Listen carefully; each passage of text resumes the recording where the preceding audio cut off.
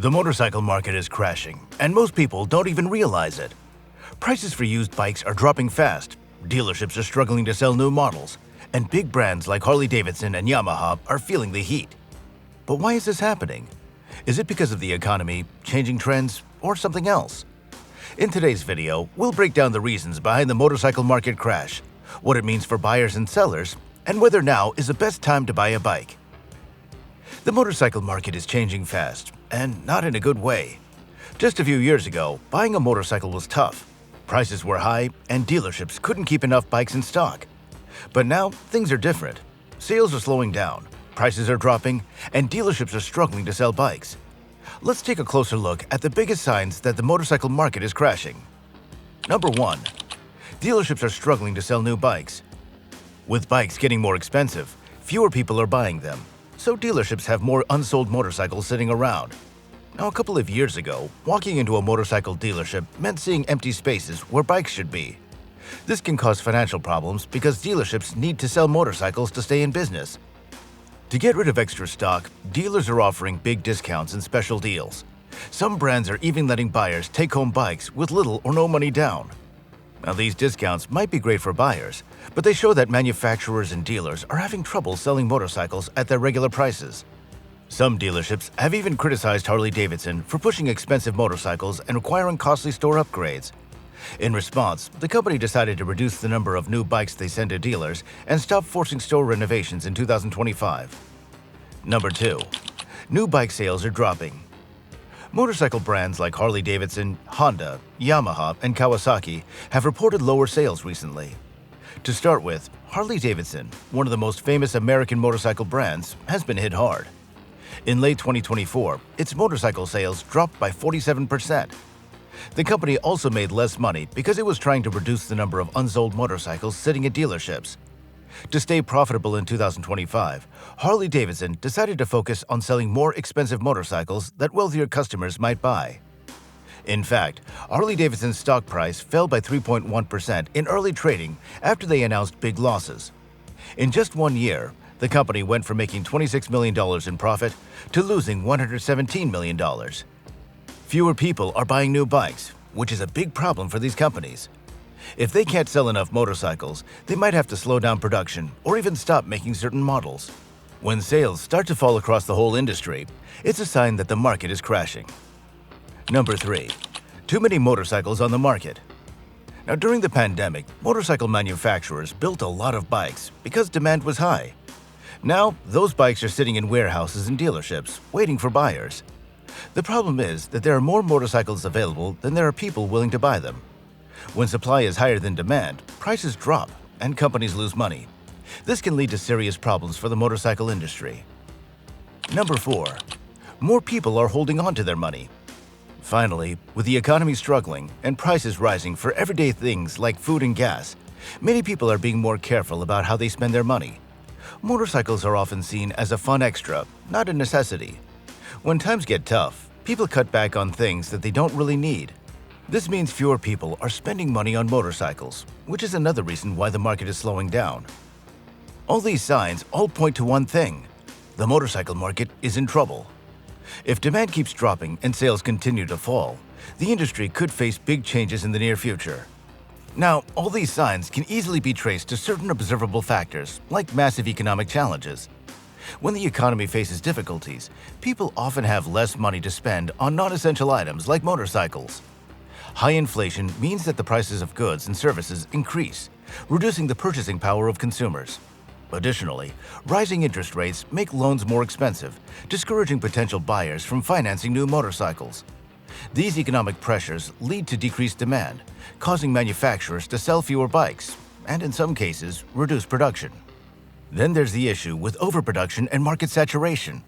During periods of high demand, such as the pandemic years, motorcycle manufacturers ramped up production to meet consumer interest. However, as demand has waned, the market has become saturated with more motorcycles than buyers.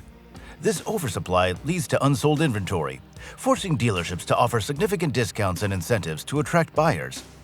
Now, despite these efforts, the excess supply continues to outweigh demand, contributing to the market's decline. The interests of younger generations are also shifting away from traditional motorcycles. Many young people prefer other forms of transportation or leisure activities, leading to a reduced number of new riders entering the market. This change in consumer behavior affects sales, as the existing consumer base ages and fewer new customers replace them. Manufacturers and dealerships struggle to adapt with these evolving preferences, impacting overall sales. Then you have the impact of tariffs on the industry. Tariffs are taxes imposed on imported goods, and they can significantly affect the motorcycle industry. For instance, if a country imposes high tariffs on imported motorcycles or parts, the cost for manufacturers increases.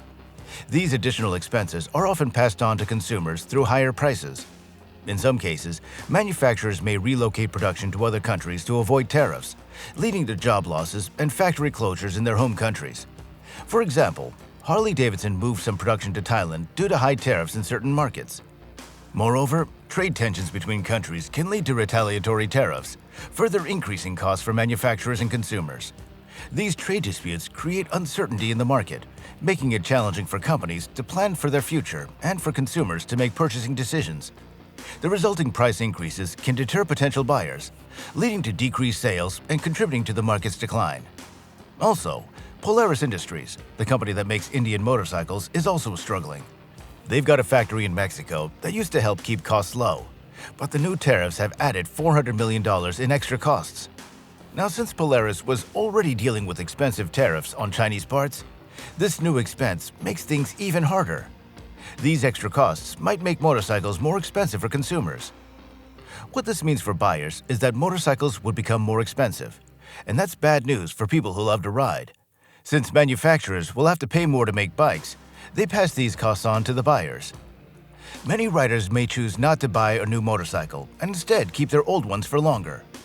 Some people may switch to smaller, more affordable bikes, scooters, or even electric motorcycles.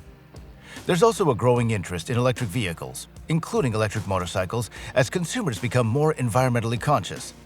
However, the transition from traditional gasoline-powered bikes to electric ones is gradual. Many potential buyers are hesitant due to concerns about the limited range of electric motorcycles, charging infrastructure, and higher upfront costs. Now, this uncertainty can lead consumers to delay purchasing decisions, affecting overall sales in the motorcycle market. Now, all these issues are having a great effect on the motorcycle industry as a whole, as sales decline worldwide. This downturn affects not only the companies that make the motorcycles, but also the people who sell them and the businesses that provide parts and services. Many motorcycle dealerships are shutting down because of fewer sales. For example, Blade Motorcycle Group, a well-known dealer in the UK, closed its Swindon branch due to financial problems. Shortly after, their Oxford Harley-Davidson branch in Abington also closed. Now, these closures disappoint customers and reduce the places where people can buy or service their bikes. However, despite these setbacks, Blade Group continues to operate 5 other dealerships across the UK. Companies that produce motorcycles are also struggling. For example, Harley-Davidson reported a $117 million loss in the fourth quarter of 2024, a big drop from a $26 million profit the previous year. Their total revenue for that quarter fell by 35%. In response, Harley-Davidson reduced production, shipping fewer than 150,000 bikes last year, a 17% decline from 2023. This shows that even large manufacturers are cutting back due to lower demand. Now, the decline in motorcycle sales doesn't just affect manufacturers and dealers. It also impacts other businesses. Companies that make and sell motorcycle parts, accessories, and riding gear see fewer customers, leading to lower sales. Service centers and mechanics have less work as fewer bikes are on the road needing maintenance or repairs. Now, this ripple effect can lead to job losses and financial difficulties for many people connected to the motorcycle industry. Now, the problem isn't limited to one country. In Vietnam, for instance, the motorcycle market is facing challenges with supply exceeding demand by over 400,000 units. Companies are experiencing negative growth, and many popular models have seen deep price cuts. Economic difficulties have led to tighter consumer spending, weakening demand. Additionally, the market is becoming saturated, with traditional models offering few new features, particularly for younger customers. Looking ahead, the motorcycle industry needs to adapt to these changes to recover. Manufacturers might focus on developing electric motorcycles to appeal to environmentally conscious consumers. Electric motorcycles are becoming more popular as people look for eco-friendly transportation options. Companies like Harley-Davidson and Royal Enfield are developing electric bikes to meet this demand. For example, Royal Enfield plans to launch its first electric motorcycle in 2025, aiming to offer stylish designs with fast charging capabilities. With the economic challenges being faced by many manufacturers, these companies are coming up with some creative ways to respond to the market. Harley-Davidson plans to introduce smaller, more affordable bikes to attract newer riders and expand its market. This strategy aims to make motorcycles more accessible to a broader audience. As part of this adaptation process, modern motorcycles are incorporating advanced technologies to enhance rider experience and safety. Features like adaptive cruise control, collision warning systems, and smartphone connectivity are becoming standard. These innovations make riding safer and more enjoyable, attracting tech-savvy riders. Manufacturers are also investing in advanced safety features, such as anti-lock braking systems, traction control, and electronic stability control. Additionally, technology integration is becoming more prominent, with features like navigation systems and advanced rider assistance systems being incorporated into motorcycles. Many riders enjoy personalizing their bikes to reflect their unique styles.